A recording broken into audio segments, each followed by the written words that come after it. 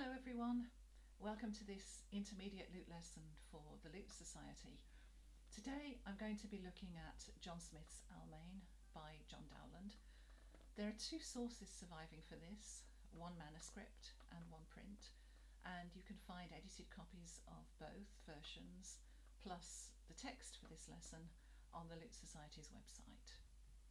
I'm going to be covering quite a lot of points in this video, so I'll be moving quite quickly, so please feel free to hit pause at any point. One of the first issues I'd like to talk about concerns the big 4-note chords, which are very common in this piece, including of course the first chord. Now I like to start this rather bravura piece with a strong chord, with a spread chord, but I don't want to spread all of the chords as I work my way through. I find many plucked instrumentalists, whether they're on the guitar, the lute, the harp, they tend to spread every chord, and it's often a completely unconscious decision. So I'd like you all to consider which chords you might want to spread and exactly how to spread them. So the first chord, for example, we have various options, one of which is to use 3 fingers and the thumb. That puts the weakest finger on the melody note, so I'm going to reject that one. Another option is to put the middle finger, the strongest finger, on the melody note and then take 2 notes with the thumb. I think that's rather better. Another option, which personally I like very much in this piece, is to go across all of them with the thumb, which then leaves my fingers free to do the quick notes that follow. However, once we get past that point, we have a lot of chords which I think are best unspread in order to keep the pacing of the piece. Let me give you an example.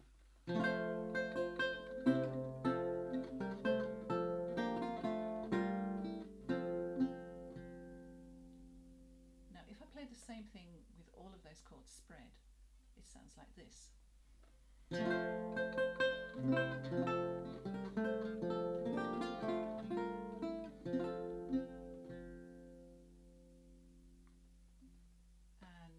it then loses all of its rhythmic vitality, all of its pace, and any chords that I do want to spread lose their impact.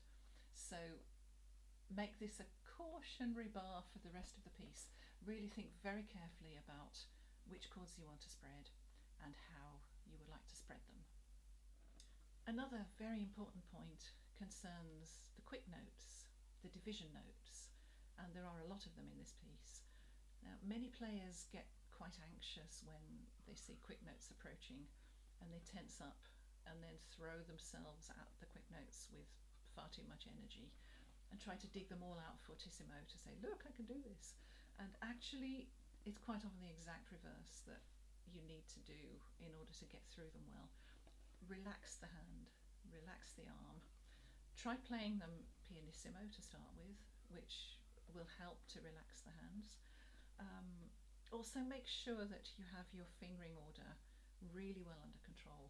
You may have thoroughly learned the rules about the thumb taking the strong notes, the index finger taking the weak notes with simpler pieces, but as soon as something a bit more stressful, a bit more intricate comes along, often those rules get forgotten and all kinds of strange fingerings come out.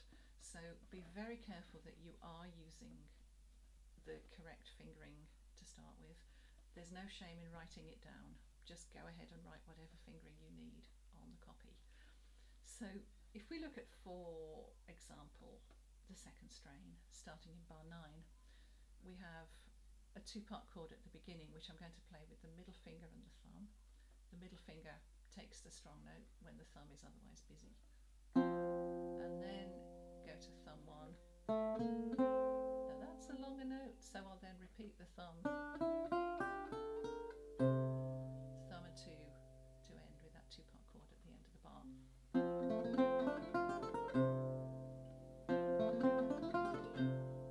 So it can be very quick, light.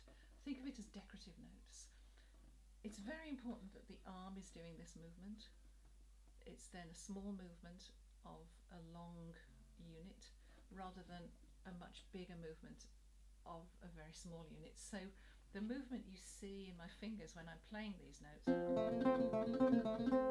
is not this action, it's the result of, here is a tense string and here comes a relaxed finger, and the finger is just flicked aside by that.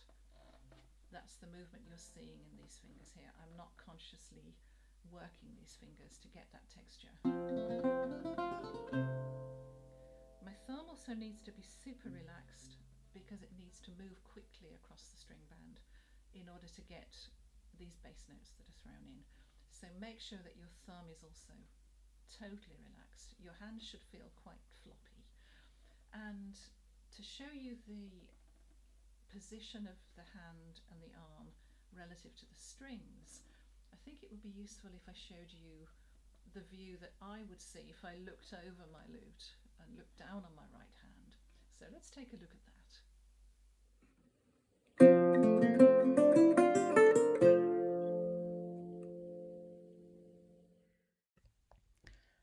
So the important things here are, first of all, the very shallow angle made by my forearm against the soundboard of the lute. Secondly, that my wrist is pretty much straight and that the inside of my wrist is very close to the top of the bridge. If you play with a big bend in your wrist, you'll be driving the very tips of your fingers into the string, which makes for a rather spiky sound. And it's very difficult to get a real arm motion going if there's a big bend in the wrist. So keep the wrist as straight as possible. And finally, the fingers are doing very little. This is all steered by a tiny movement of the arm, and the movement you see in the fingers is the result of being flicked against a tense string. So there's no actual picking motion with the fingers going on here. So let's just see that in action again.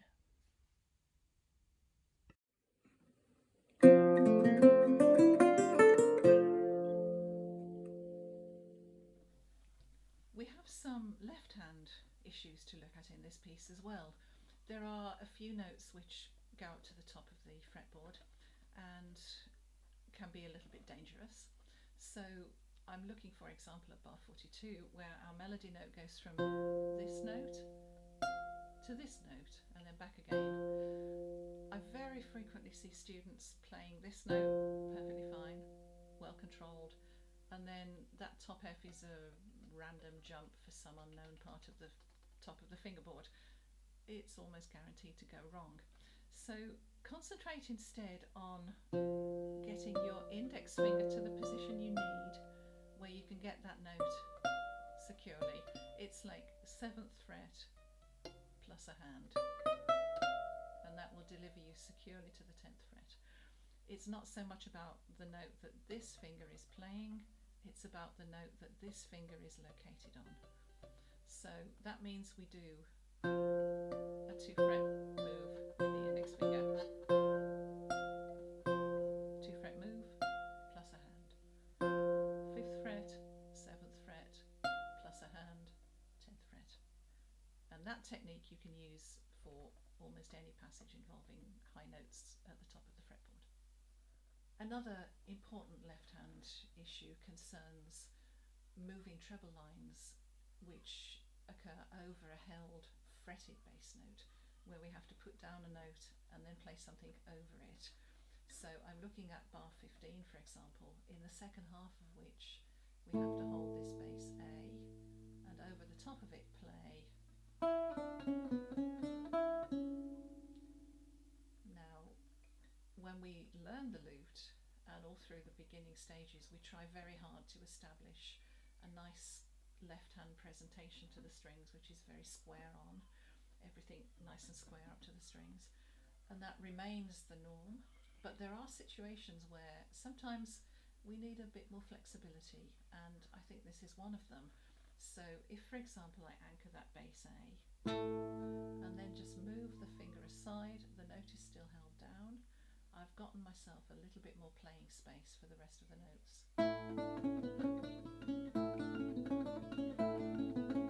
And then I'll strike